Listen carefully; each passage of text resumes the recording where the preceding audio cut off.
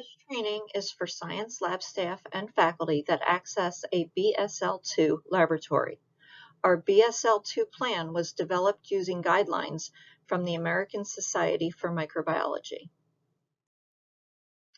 You need this training because you access lab rooms where bacteria are housed and used. You need to be aware of the hazards you may encounter and how to protect yourself and others. BSL is biosafety level.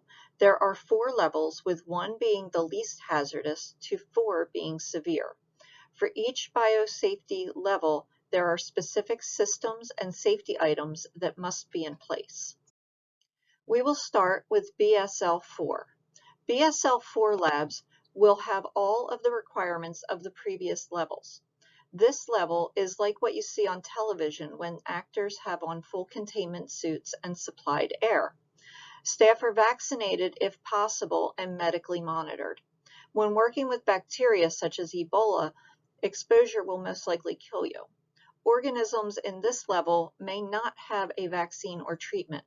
There are 14 BSL4 labs in the United States.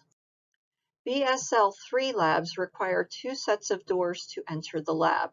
Personal protective equipment is worn and respirators may be needed. In this classification, there are vaccines for the organisms, but staff are still medically monitored. Sinks and eye wash stations must be hands-free. BSL2 labs work with organisms that are found naturally in the environment and can pose a moderate threat to healthy adults.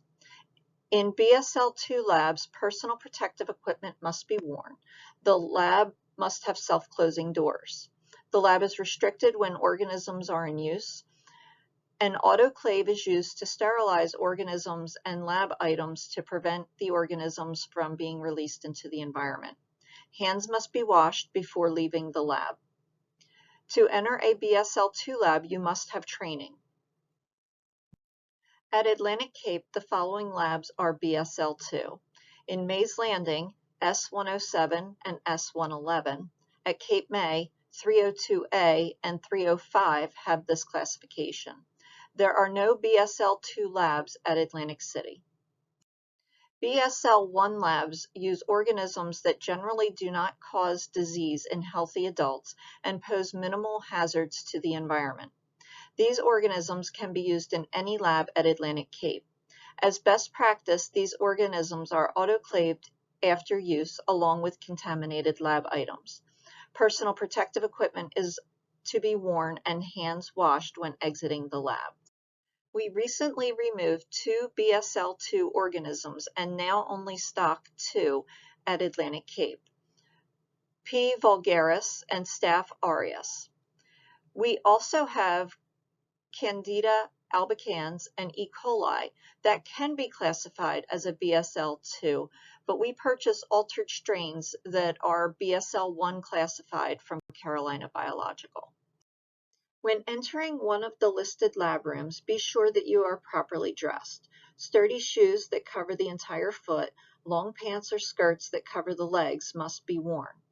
Safety glasses and gloves should be worn. Leave food, drink, and personal items outside of the lab. This includes gum and mints. For faculty, the above items should be covered with the students on the first day of lab. These items are in the safety books that are distributed. Faculty and staff working in the lab will be issued a second lab coat that is only to be used in the BSL2 lab. There are designated areas for the BSL2 lab coats. You may not wear your BSL2 lab coat for general lab use. Once you are in proper attire, survey the work area for spills and/or hazards. If you find an issue or one is brought to your attention, gather information, determine the best route to rectify the issue. If needed, contact the lab director. Disinfect the work area before beginning your work and again when you complete your task. Do not touch your face while in the laboratory. Do not use your cell phone. And again, no food, drink, or personal items should be brought into or used in a BSL2 laboratory. Before leaving the lab, gloves are placed in the bucket on the cart at the front of the lab. Wash your hands. For faculty teaching in a BSL2 lab, please go over these items with your students. All employees should check that the door is locked when leaving the lab. And ideally, work by staff should be completed when class is not in session. For lab staff, there is a lab notebook in our staff drawer, but you may also utilize the computer in the room to send any information to yourself or others instead of using paper that would need to be autoclaved to leave the lab. Use the blue card when cleaning and resetting the lab for the next class. Disinfect the card with 70% ethanol or a Clorox wipe before returning the card to its hook. Students are issued lab notebooks that stay in the lab until the end of the semester. Students may not take the books out of the lab until they have been sterilized in the autoclave.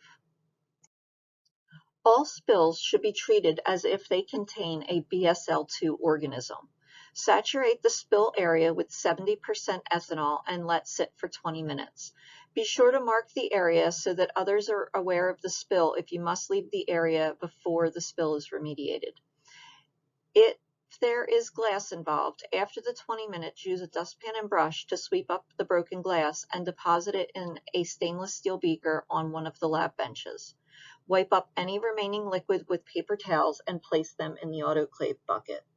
Finally, disinfect the area again with 70% ethanol, also placing these paper towels in the autoclave bucket.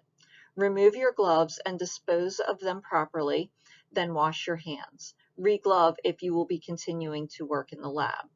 If you injure yourself while working in the lab, contact security and lab staff. In addition to a security report, an incident report form is to be completed for the lab.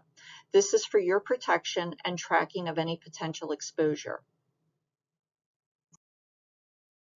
If you have any questions, feel free to contact me at thamby@atlanticcape.edu or at extension 5025.